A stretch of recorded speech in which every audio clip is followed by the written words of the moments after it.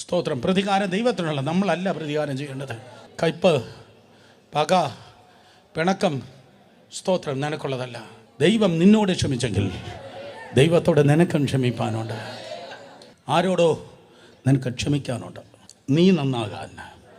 അയ്യോ, അവരോട് ക്ഷമിക്കുമ്പോൾ അവരങ്ങ് നന്നായി പോകത്തില്ലയോ? No no no no no, അവരല്ല നന്നായി പോകുന്നേ. ക്ഷമിക്കുമ്പോൾ നീയാണ് നന്നാകുന്നത്. ക്ഷമിക്കുന്നത് it is strength, not weakness. ക്ഷമിക്കുക എന്ന് പറയുന്നത്, സ്തോത്രം, ബലശാലികൾക്ക് മാത്രമേ, ബലമുള്ളവർക്ക് മാത്രമേ ക്ഷമിക്കാൻ കഴിയത്തുള്ളൂ. വീക്ക്നെസ്, തൊട്ടാവാടികൾ ഒരിക്കലും ക്ഷമിക്കത്തില്ല. അതെ, ബലമുള്ളവർക്ക് മാത്രമേ ക്ഷമിപ്പാൻ കഴിയത്തുള്ളൂ. സ്തോത്രം. ഉറപ്പുള്ളവർക്ക്, അല്ലെങ്കിൽ ബലമുള്ളവർക്ക്.